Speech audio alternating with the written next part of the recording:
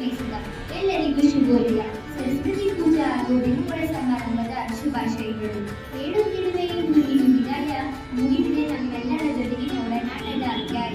ಈ ದಿನ ನಮ್ಮ ಶಾಲಾ ದಿನಗಳನ್ನು ಮುಗಿಸಿದ ಸಂತೋಷ ಮತ್ತು ದುಃಖವನ್ನು ಒಟ್ಟಿಗೆ ತರುವ ದಿನ. ಈಗ ಈ ಕಾರ್ಯಕ್ರಮವನ್ನು ಪ್ರಾರಂಭಿಸೋಣ ಪ್ರಾರ್ಥನೆಯೊಂದಿಗೆ. ಪ್ರಾರ್ಥನೆ ಗೀತೆಯನ್ನು ಹಾಡಲು ಬರುತ್ತಿದ್ದಾರೆ ಹತ್ತನೇ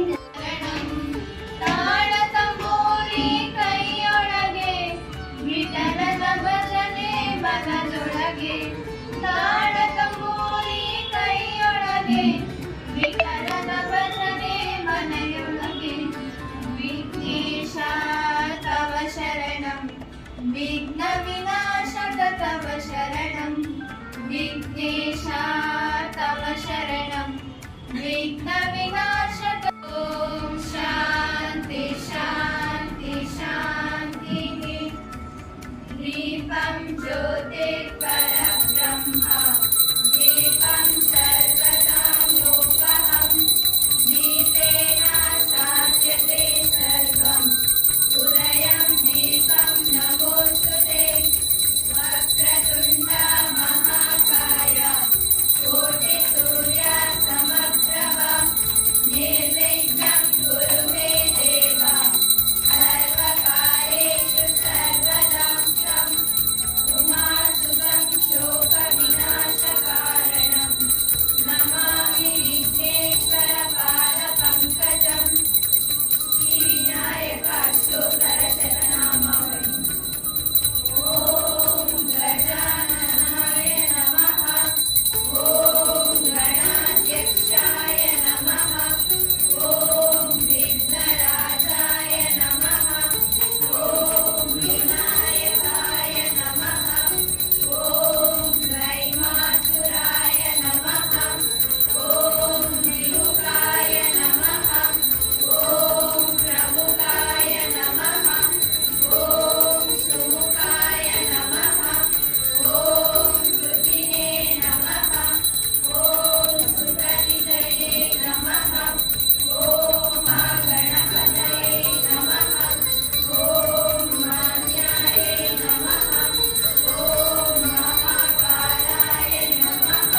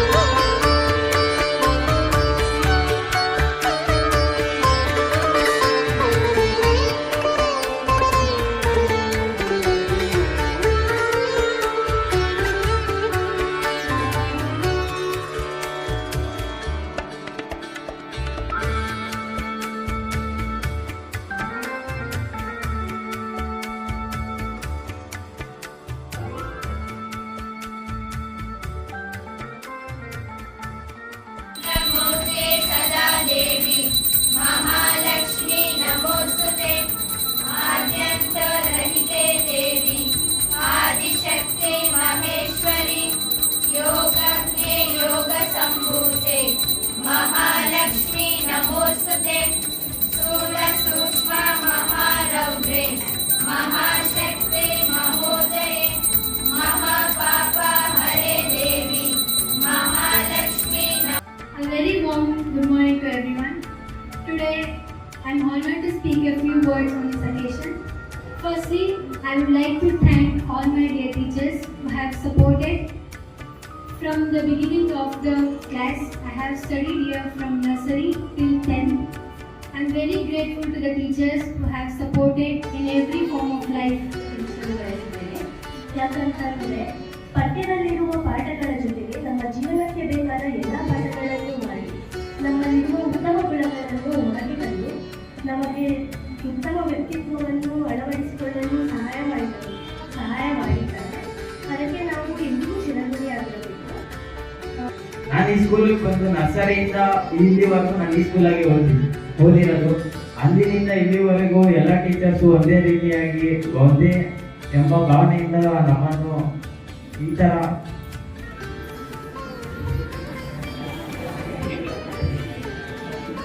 ದಾರಿಯಲ್ಲಿ ನಡ್ಕೊಂಡು ಹೋಗ್ತಾರೆ. ನಾವು ಎಲ್ಲರೂ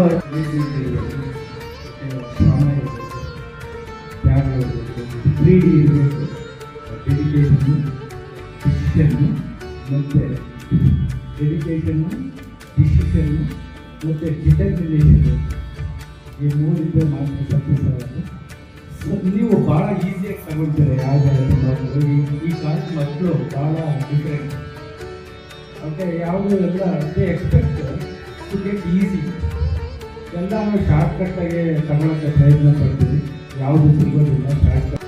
ಎದೆಗೆ ಬಿದ್ದ ಅಕ್ಷರ ಯಾವತ್ತೋ ಒಂದು ದಿವಸ ಫಲ ಕೊಡುತ್ತೆ, ಹೌದಲ್ವೇ? ಅದು ಒಂದು ವಾಕ್ಯ ಆದರೂ ಸಹ ಅದರ ಅರ್ಥ ತುಂಬ ವಿಶಾಲವಾಗಿರ್ತಕ್ಕಂಥದ್ದು. ನಮ್ಮ ಜೀವನದಲ್ಲಿ ಕೊನೆಯವರೆಗೂ ಮನುಷ್ಯ ಸಾಯ್ತಾನೆ ಅನ್ನುವ ಕೊನೆ ಕ್ಷಣದವರೆಗೂ ಸಹ ನಾವೆಲ್ಲ ವಿದ್ಯಾರ್ಥಿಗಳೇ. ಕಲಿತಕ್ಕಂಥದ್ದು ಇದ್ದೇ ಇರುತ್ತೆ, ಅದು ನಿರಂತರವಾಗಿರ್ತಕ್ಕಂಥದ್ದು, ಅದನ್ನು ಅಳವಡಿಸ್ಕೊಳ್ಬೇಕಾಗಿರುತ್ತೆ ಅಂತೇಳಿ. ಅದೇ ರೀತಿಯಾಗಿ ಸರ್ವಜ್ಞ ಒಂದು ಮಾತು ಹೇಳ್ತಾನೆ, ಏನಪ್ಪ ಅಂತ ಹೇಳಿದ್ರೆ, ಮನದಲ್ಲಿ ನೆನೆಯುವವನಿಗೆ ಮನೆಯೇನು ಮಠವೇನು, ಮನೆಯಲ್ಲಿ ನೆನೆಯದಿರುವವನಿಗೆ ಗುಡಿಯ ಮೇಲಿದ್ದರೇನು ಸರ್ವಜ್ಞ ಅಂತೇಳಿ. ಅದು ಏನಪ್ಪ ಅಂತ ಹೇಳಿದ್ರೆ, ಒಂದು ಸಣ್ಣ ಕಥೆ ಹೇಳ್ತೀನಿ ನನಗೆ. ಒಂದಾನೊಂದು ಊರಿನಲ್ಲಿ ಇದೇ ಥರ ಒಂದಾನೊಂದು ಒಂದು ಸರಸ್ವತಿ ಶಾಲೆ ಇರ್ತಾರೆ. ಅದರಲ್ಲಿ ಇಬ್ಬರು ಅಂದರೆ ಒಬ್ಬ ಶ್ರೀಮಂತರ ಮಗ ಇದ್ದ, ಅದೇ ಸ್ಕೂಲಿಗೆ ಒಬ್ಬ ಬಡವರ ಮಗನೂ ಸಹ ಬರ್ತಾ ಇದ್ದ. ಹೀಗಿರ್ಬೇಕಾದ್ರೆ ಇವನು ಬಡವರ ಮಗ ತುಂಬ ಚೆನ್ನಾಗಿ ಓದ್ತಾ ಇದ್ದ. ಇವನು ಶ್ರೀಮಂತರ ಮಗನಿಗೆ ಎಲ್ಲ ಸೌಲಭ್ಯಗಳು ಇದ್ದರೂ ಸಹ ಅವನು ಓದ್ನಲ್ಲಿ ಯಾಕೋ ಹಿಂದುಳಿದು ಬಿಟ್ಟಿದ್ದ. ಪ್ರತಿ ಸಲ ಅವನ ಪ್ರೋಗ್ರೆಸ್ ನೋಡಿದಾಗ ಅವ್ರ ಅಪ್ಪನಿಗೆ ಅನ್ನಿಸ್ತಿತ್ತು, ನೋಡು ನನಗೆ ಇಷ್ಟೆಲ್ಲ ಸೌಲಭ್ಯಗಳು ಒದಗಿಸಿದ್ರು ಸಹ ನನ್ನ ಮಗ ಓದ್ತಾ ಇಲ್ಲ, ಅವನು ಚೆನ್ನಾಗಿ ಓದ್ತಾ ಇದ್ದಾನೆ ಅಂತೇಳಿ. ಅದಕ್ಕೆ ಸ್ಕೂಲ್ ಬದಲಾಯಿಸಿದ್ರು. ಸ್ಕೂಲ್ ಬದಲಾಯಿಸಿದ್ರೆ ಅವ್ರ ವಿದ್ಯಾಭ್ಯಾಸ ಬದಲಾಯ್ತಾ? ಇಲ್ಲ, ಅದು ಅದೇ ಇತ್ತು. ಇಲ್ಲ, ಅವನಿಗಿಂತ ನನ್ನ ಮಗ ಚೆನ್ನಾಗಿ ಓದಬೇಕು ಅಂತೇಳಿ ಯಾವುದೋ ಒಂದು ದೊಡ್ಡ ಟ್ಯೂಷನ್ಗೂ ಹಾಕೋದು, ಬದಲಾಗಲಿಲ್ಲ. ಯಾವ್ದು ದೊಡ್ಡ ಕೋಚಿಂಗ್ ಸೆಂಟರ್ಗೂ ಹಾಕೋದು, ಬದಲಾಗಲಿಲ್ಲ. 10th ರಿಸಲ್ಟ್ ಬಂತು, ಇವನು ಉತ್ತಮವಾಗಿರ್ತಕ್ಕಂಥ ಫಲಿತಾಂಶದಲ್ಲಿ ಪಾಸ್ ಆಗಿದ್ದ. ಅವರು ಏನು ಅನ್ಕೊಂಡಿದ್ರು ಅಷ್ಟು ಬರಲಿಲ್ಲ. ಕೊನೆಗೆ ಅವ್ರ ಅಪ್ಪನಿಗೆ ಅನ್ನಿಸ್ತಂತೆ, ಅವ್ರದನ್ನ ಮಾತಾಡಿಸ್ಲೇಬೇಕು, ಏನಾದ್ರು ಸೀಕ್ರೆಟು ಅಂತೇಳಿ. ಆಗ ಹುಡುಗನಿಗೆ ಹೋಗಿ ಕೇಳಿದ್ರು, ನೀನು ಇಷ್ಟೆಲ್ಲ ಕಷ್ಟ ಇದ್ರು ಸಹ ಇಷ್ಟೆಲ್ಲ ಚೆನ್ನಾಗಿ ಓದಿ ಒಳ್ಳೆ ಪರ್ಸೆಂಟೇಜ್ ತಗೊಂಡಿದ್ಯಾ, ನನ್ನ ಮಗನಿಗೆ ನಾನು ಏನು ಮಾಡೋದು ಸಹ ನಾನು ಅನ್ಕೊಂಡಷ್ಟು ಬರಲಿಲ್ಲ, ಏನು ಅದು ವಿಚಾರ ಅಂತೇಳಿ. ಅದಕ್ಕೆ ಆ ಹುಡುಗ ಹೇಳಿದಂತೆ, ನಾವು ಏನಾದರೂ ಮಾಡಬೇಕು ಅಂತ ಹೇಳಿದ್ರೆ ಬದಲಾಯಿಸ್ಬೇಕಾಗಿರೋ ಜಾಗ ಅಲ್ಲ, ರಾಗ ಬದಲಾಯಿಸ್ಬೇಕು ಅಂತೇಳಿ. ರಾಗ ಬದಲಾಯಿಸ್ಬೇಕು ಅಂತ ಹೇಳಿದ್ರೆ ನಮ್ಮ ಒಂದು ಆಲೋಚನೆಗಳು ಬದಲಾಗಬೇಕು. ಆಲೋಚನೆಗಳು ಬದಲಾಗಬೇಕು, ನಮ್ಮಲ್ಲಿ ಒಂದು ಶಿಸ್ತಿರಬೇಕು, ಒಂದು ಸಂಯಮ ಇರಬೇಕು, ಸತತವಾದಂತಹ ನಿರಂತರ ಪ್ರಯತ್ನ ಇರಬೇಕು, ಸರಿಯಾಗಿರ್ತಕ್ಕಂಥ ಗುರಿ ಇರಬೇಕು. ಅವಾಗ ಮಾತ್ರನೇ ನಾವು ಏನಾದರೂ ಸಾಧಿಸಲಿಕ್ಕೆ ಸಾಧ್ಯ ಆಗುತ್ತೆ ಅಂತಕ್ಕಂಥದ್ದು. I pray to God, all of you, for your 13 years of hard work. Okay, na? You have to get a success in your life. Okay, na? And also all the best for your exam. I tell you one mathematically, you have to add a good experience. Okay, na? You have to subtract the negative experience, and you have to add the good things, and you have to divide the negative things. Okay. But this is not the end. This is the first step for your future. Do success and do hard work for your exams. And I wish God is really bless you and make your parents proud. Thank you for giving this opportunity. Good luck for you.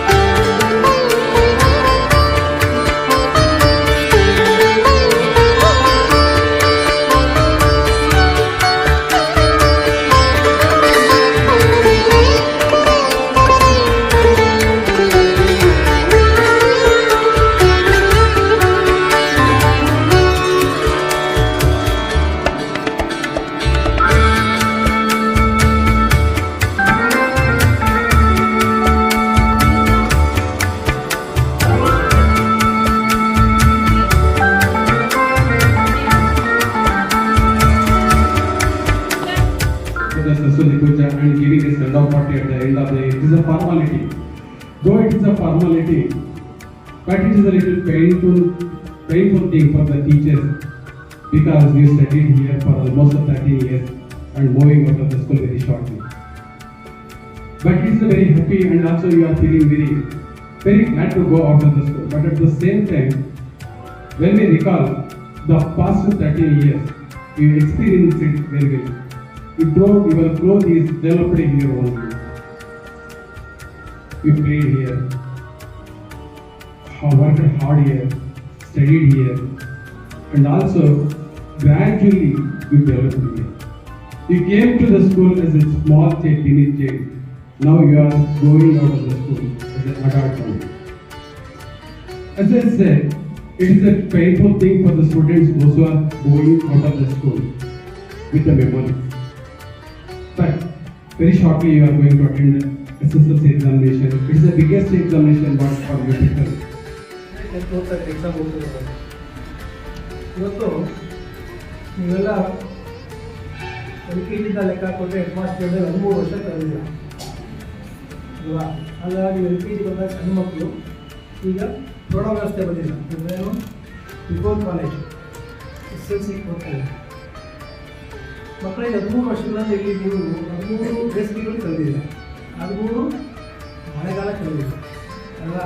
13 ಚಳಿಗಾಲ ಅಲ್ವಾ? ಅಷ್ಟು ಕಾಲಗಳನ್ನು ನೀವು ಕಳೆದಿದ್ದೀರಿ ಅಲ್ವಾ? ನೀವು 13 ವರ್ಷ ನೀವು ಕಳೆದಿದ್ದೀರಿ. ನಾನು ಎಷ್ಟು ವರ್ಷ ಇತ್ತು ನಾನು ಸ್ಕೂಲಲ್ಲಿ ನಾನು ಕಳೆದಿರಬೇಕು ನನಗೆ ಗೊತ್ತಾ ನನಗೆ?